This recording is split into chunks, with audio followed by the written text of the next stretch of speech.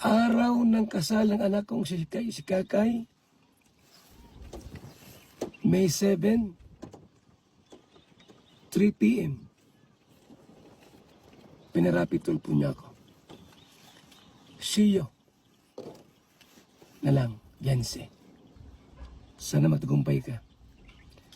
Hindi ako makapaniwala na isang Yanse Jane Batalero ang magpatulpo sa akin. For over 25 years sa charity, isang beneficiary ang nagpatulpo sa akin, mga kaibigan. Pagkatapos ng bahay kong, katapos ng bubong na pinagawa ko po, pinagawa ko yung kwarto mo. Yung CR mo, pinagawa ko, yung bubong. After noon, mga 1 week or 2 weeks, pinatulpo mo ako.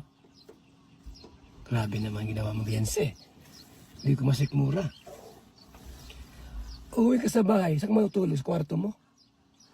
Hindi mo maisip na ano paggawa ng kwarto mo? Isang Val Santos Matubang. Yung CR mo, pinaganda ko. Yung kwarto mo, pinaganda ko.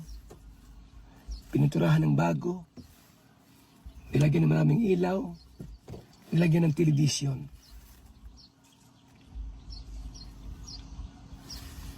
Tapos, yung gumawa ng kwarto at napaganda, pinatulpo mo.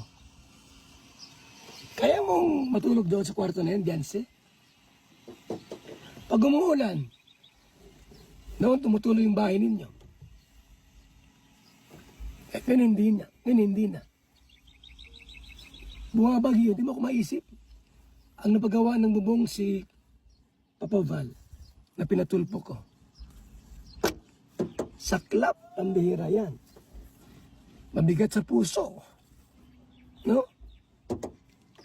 Grabe ginawa ni Beyonce kay Papa Val. Pwede nga sa barangay mag-usap. Kung may problema, may barangay naman dyan. Parang kay Tyson. Bakit kay Rapid Tulpo pa? Anong rason? Ipahiya ako. Almost 99% pabor sa akin. Punta mo yung comment section ni Rapid Tulpo in action dun sa natin. Halos lahat pabor sa akin, Beyonce. Bakit? Wala akong ginawang masama sa inyo. Di ko kayo binabalahura. O inaway, sinaktan. Wala. Ba't ako nag-react ng ganon? Sa nanay mo. Sapagkat nag-post, nag-comment sa mga live. 7 komento ng nanay mo. Pambabalahura. Pati simento na kinuha ng karpintero, hiniram, bahay nyo naman yon. Ano pa, binanggit pa ninyo sa sa comment ng nanay mo. Ang dami. 7 comments yan sa hindi mo ba alam? Doon ako nag-react. At doon sa mga content ni Dr. Love, hindi ako may simula noon. Kayo ang may simula. Yung nanay mong magaling. At kay Dr. Love. So, mga kalingap, salamat po. Salamat po.